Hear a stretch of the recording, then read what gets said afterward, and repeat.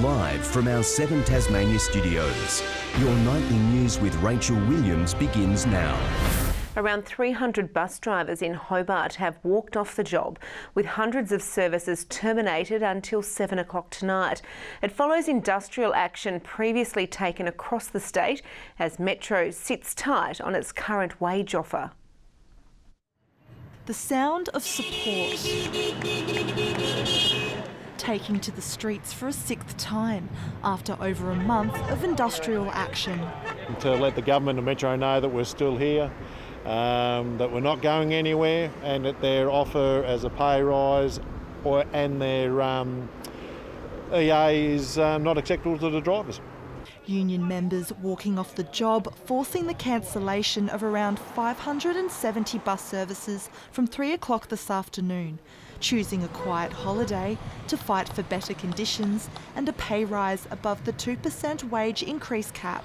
We want a living wage, so we want a decent pay offer, but we also want to safeguard our conditions and get some conditions put back into the EA that Metro wanted to take out. The state government today saying it's up to Metro to resolve the dispute. But this is a matter between Metro and its employees. We would urge negotiations to continue in good faith and would also urge unions not to engage in industrial action which impacts on the lives of hardworking Tasmanians.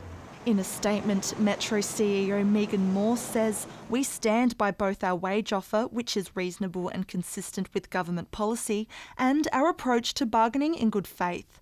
And the company was disappointed the union has chosen to take further action, which is said to be far from over.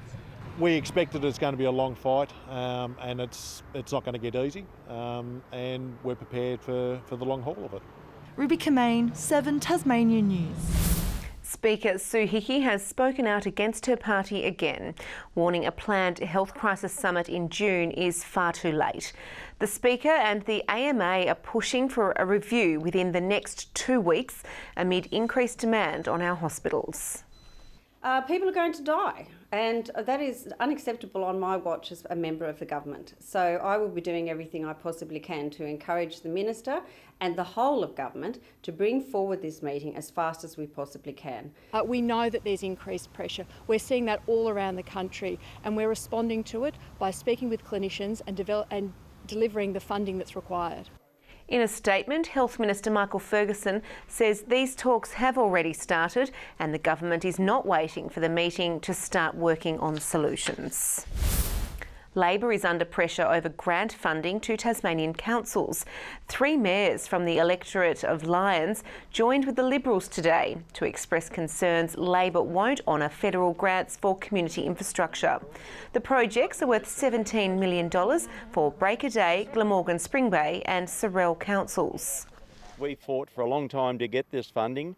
We've got letters from the federal government that have proved that we've been successful. And we've now been told that the Labor Party may be refusing to honour the grant fundings. I don't have an answer to why it wasn't finalised sooner, but I can only suggest that the process was followed and this is the date we're at. And these funds need to be honoured post-election regardless of who's in government.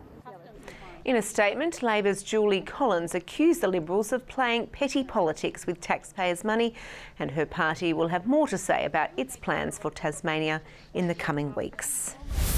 A World War II mystery has been solved in Bass Strait, with maritime historians discovering a long-lost shipwreck. The SS Iron Crown has been found southeast of the Victorian coast, 77 years on from a deadly attack by a Japanese submarine. Through the darkness of Bass Strait, 700 metres down, the shape of a ship's bow comes into view. This, a monumental discovery, the resting place of the SS Iron Crown. To me, it's incredibly significant. It is a vessel that helps tell the story of the Merchant Navy's role in World War II, which is something that we don't hear maybe as much about as we should. The freighter had been sailing through Bass Strait on the 4th of June 1942 when it was hit by a torpedo from a Japanese submarine. It sank within 60 seconds, taking 38 of its crew to a watery grave. it hit the vessel on the side and sank very, very quickly. A few men managed to jump overboard and catch hold of wreckage, and they were rescued later. Tasmanian man George Fisher was one of the 5 who survived, speaking of the ordeal in a 2003 interview. It's just this huge explosion and this huge impact, no doubt it would have pushed us sideways too, I should imagine. Did you get to a lifeboat, or were you just in the water? No, we had no lifeboats. We never had time. For 77 years, the Iron Crown's exact location has been a mystery. But as the research vessel investigator was scanning the seafloor off the Victorian coast, its sonar picked up a large anomaly. Sending a remote camera into the depths, researchers were anxiously watching on. You have the understanding of what you've found. You have the dimensions, you have the location, you have the archival photos, but then when you really get to make that connection and say, we have found it, it is incredibly moving. They were shocked to find it sitting upright, with its bow clearly intact, chains, anchors and railings still in position. It does seem quite intact. I mean, there's quite a bit more damage the further aft you move, and that's more where the torpedo hit, but the bow section is quite intact, and that's because it just sank very quickly. The discovery has been reported to state and federal authorities and is protected under law. Follow-up surveys are being planned to preserve what is effectively a war grave site. A memorial is also being organised to pay tribute to the 38 Merchant Navy sailors who lost their lives. That was something that we took very seriously and did our absolute utmost to contact as many family members as we could prior to the announcement. A discovery bringing some closure to families 7 decades on. Michael Breen, 7 Tasmania News. Well, those daring to do the do-si-do have found their feet at the 60th National Square Dancing Convention. Perfecting the moves is harder than it looks, as our reporter Sean McComish found out. Square dancing doesn't exactly live up to its name. Once the music starts, get ready to go in circles.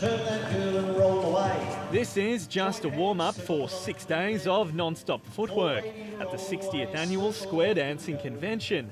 And Tasmanians are more than pumped DELORAINE is hosting the dance floor. Nervous but excited at the same time. These things take 3 years to put together, and it's finally coming to fruition. Some have travelled all the way from Queensland. It's a team sport. We call it a dance because we're moving to music, but there's no fancy footwork whatsoever, and we don't teach footwork. Instead, you need to listen out for directions from a caller. And there's no need to worry if you lack coordination. Wouldn't matter whether you look silly or not. Most square dancers don't know their left from the right anyway. I guess the only thing left to do now is give it a go. Good thing I wore my dancing boots to work this morning.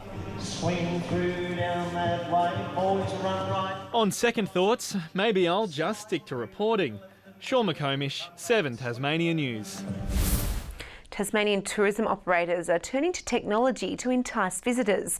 Red Decker, which runs bus tours in Hobart, is trying to encourage more visitors to hop on board with new augmented reality-enabled pamphlets, giving customers interactive content. Attractions, all the sites and attractions that the city has to offer, and that in turn spreads the visitor spend and vastly improves the visitor experience. The product was developed by Viewer. To the TSL now, and Glenorchy and Kingborough are gearing up for their Anzac Day clash. The Tigers head into the game after their first win of the season against North Hobart on Good Friday. It just gives guys to see that what they're doing is working and the hard work does pay off. And that next layer now for us is to take that into a really good team. This Thursday will also see the Glenorchy women's side launch its TSLW season. Yeah, we're definitely ready to go. It's been a long pre-season. We've got a lot of young girls coming through the team as well, so that would be good to get them out there on the track and actually have that first touch and first game under their belt. The men's game is on at 3 p.m. at KG5, followed by the women's clash at 6. The teams have been drawn for the quarterfinals of the statewide Lacko Seljak Cup. Devonport Strikers will be out for revenge against the Hobart Zebras after the Zebras caused a shock upset over the Strikers in their NPL clash on the weekend. In other games, Olympia meets Riverside. After an upset win against Launceston City, University will face fellow championship side the Somerset Sharks, while Taroona will take on South Hobart in a David against Goliath clash. We saw games over the weekend that were very competitive, very close, and so that we hope that will happen on May 11th. The winner of the LYONS Cup earns a spot in the FFA Cup round of 32. Good evening. Temperatures today range from -2 at Lyowini to a high of 21 at Spring Bay, Triabunna. Hobart reached 20, Launceston, Burnie and Devonport all 18 degrees. A few showers overnight, mainly over the northeast, but nothing much to report today. St Helens and Friendly Beaches 20 degrees, Grove and Ouse 19, Flinders Island 18, King Island, Low Head and Lyowini all 17. Mostly clear skies today, however low-level clouds started moving over the west and through Bass Strait. There is a frontal band forming over southern waters that's producing low cloud over Victoria and Bass Strait. An upper level trough has the cloud extending through the eastern interior of the nation, more over northern New South Wales and Queensland coastlines. Tomorrow a cold front approaches Tasmania with very little change to the synoptic situation over the mainland. West to northwesterly winds increasing to 15 to 25 knots and then to 30 knots over the west and south, with a further increase over southern waters later. We have a gale warning there from Tasman Island to Low Rocky Point, a strong wind warning for all remaining waters except the lower east coast, a small craft wind alert for the south-west lakes. Hobart, well, it's going to be windy. 20 degrees after a morning shower, things should clear up. 18 the top for Geeveston, 18 for Bothwell and partly cloudy. Launceston cloudy and 18 degrees, 17 for Devonport and a possible shower, Cressy 18. Burnie tomorrow a top of 17 degrees with a shower or two developing, 16 the high for Strawn with showers, a shower or two on King Island, Curry 17, 19 the top for St Helens and partly cloudy, Swansea 21 and 20 the top for Orford. On Thursday, a windy day with showers developing over the west and Bass Strait Islands. They should ease and contract to the west and far south on Friday with another shower over the islands. And on Saturday, mostly cloudy with fresh southwesterly winds and a shower again over the Bass Strait Islands, the west and far south. Sunny in Perth and Adelaide tomorrow, a shower forecast for Melbourne. 25 and sunny in Sydney, 27 for Brisbane and a possible shower. A little cloudy, 16 in Hobart, 14 right now in Launceston, mostly cloudy in Devonport and 13 degrees. We might get away with tomorrow, Rachel, but by the end of the week we'll certainly know that we're in the middle of autumn.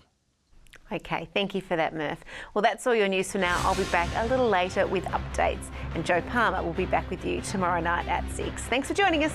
Good night.